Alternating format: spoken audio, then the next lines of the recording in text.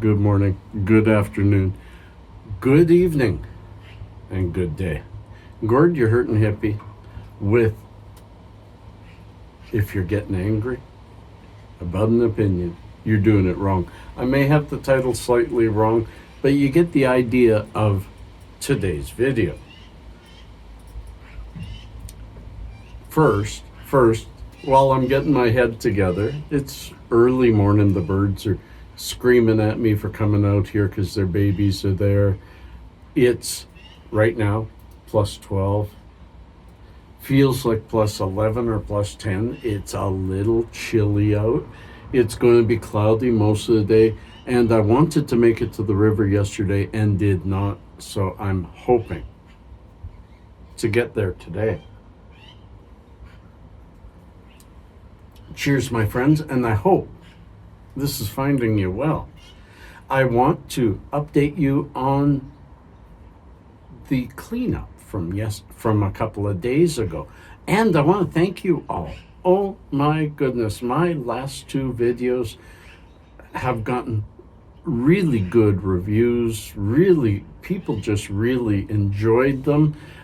My strain review of I Told Her So and my talk of the Calgary storm of 2020, both of them just getting absolutely incredible views and great comments, and I want to thank every single one of you. I do these videos for y'all. I do it for me too. There is a selfish thing, and it isn't about money. It's about helping. I like to help. Doing these helps. And I'm hoping that this video today doesn't anger. It does instead help. But first, let's go to Gordy on his walk yesterday and see what he has to say. Well, here we are, a day and a half after the hell of a storm we had, and you can tell we're cleaning up.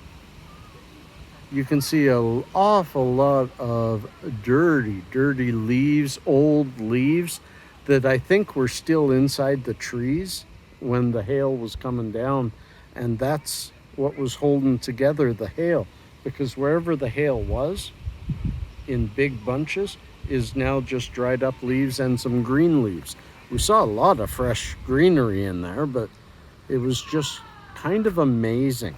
The entire park right there is just covered. It's like it's fall in the springtime. Look right here. You can tell it's not all dark. A lot of it is fresh leaves that came off the trees.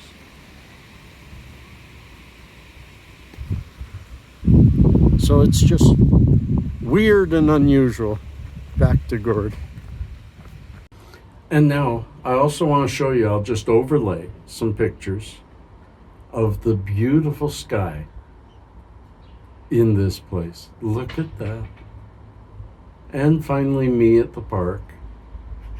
Just absolutely beautiful sky yesterday, clearing up from that thing, and now today dull and boring. But it's a photographer's dream. I wish my new camera was here already. This is a photographer's dream, when the sun is peeking behind clouds, when there is pure contrast and colors pop. That's what I enjoy. Friends, that's what I enjoy. Now, what am I talking about? Well, there's more than one thing.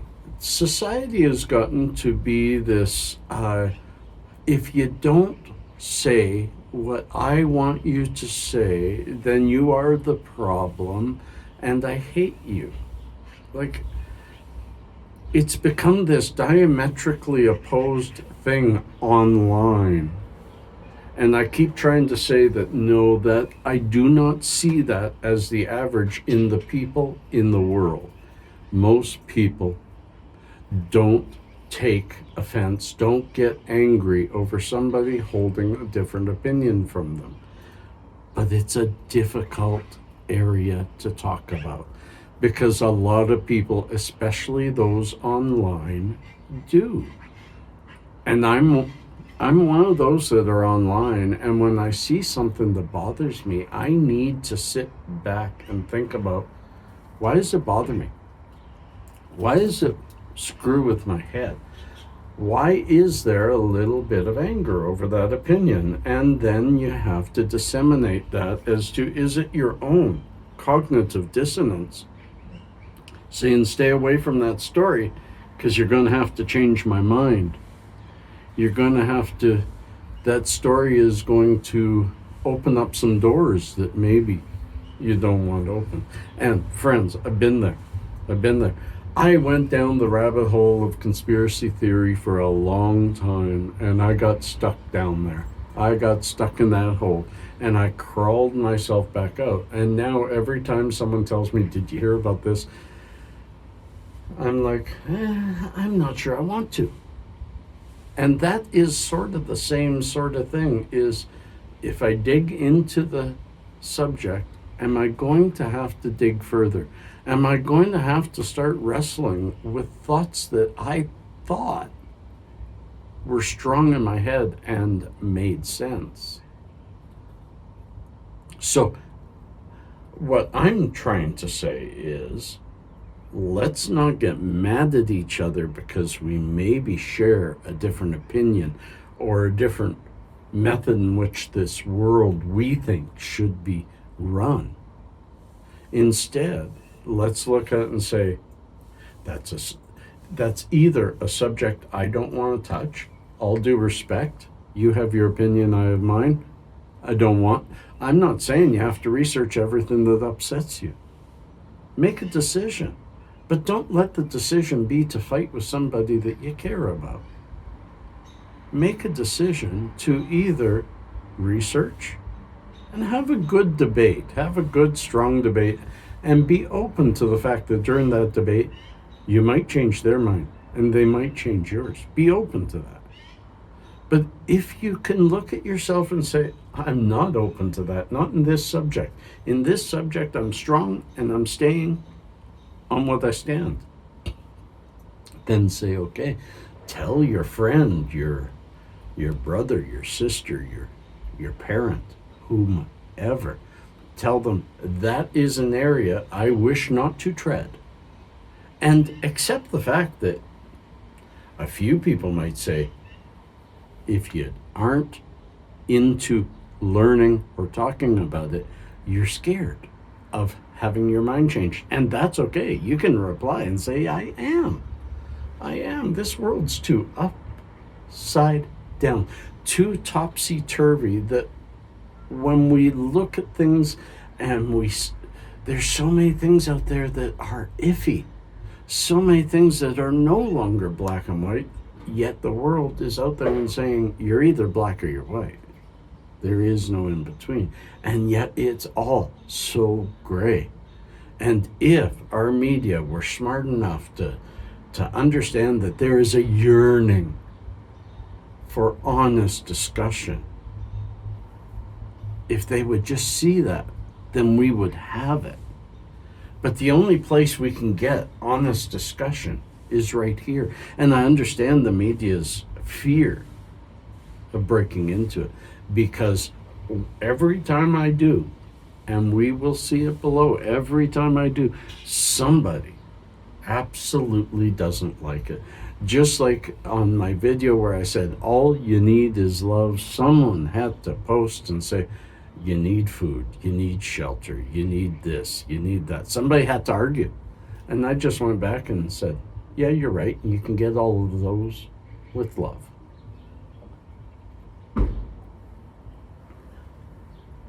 So, always, my videos are inspired by personal situations. So this is because somebody close to me got upset at me making a joke about our Prime Minister. I'm not going to get into it. But first of all, public figures are open to being joked about. Humor, comedy, has been the juxtaposition of reality versus the funny thoughts in your mind forever. And if you're getting mad at jokes, you're doing it wrong. Look inside yourself and say, that person said they were joking. Why'd I get angry? Why'd I get offended? And from there, I hope we heal. I hope I've put this out right to develop some talk below so that we can continue this conversation, because Earth needs to heal. We need to start talking again. We need to start respecting each other's opinions, even when we don't agree. I can say this, of all the women in my family, I disagree politically with every single one of them. But they're my friends, they're my family, and I love them dearly. And 99% of the time, except one of them, my oldest daughter, I don't even talk politics. But I love talking politics with my oldest daughter, who is as liberal as they get. However, she's respectful and understanding. And when I say something that is slightly offensive to her, she'll just look at me and say, can you explain why you feel that way? Can you explain why this doesn't affect? But she's an intelligent woman, and she knows that debate is better than hate. Friends, it's time for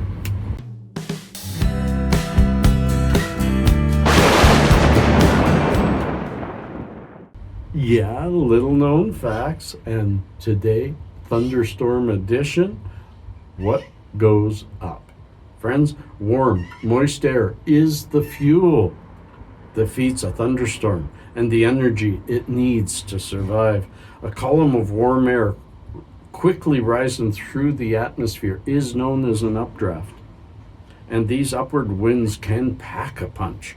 The strength of an updraft depends on how great the temperature difference is between different levels of the atmosphere. An updraft can exceed 100 miles per hour upward. It's amazing. It's amazing. The power of Mother Nature is amazing. And friends, the top of the storm gets smooshed. What do I mean? An updraft will continue skyward until the rising air is no longer warmer than the air around it. The rising air spreads out at this point, creating flat anvil-like clouds that make a distant thunderstorm such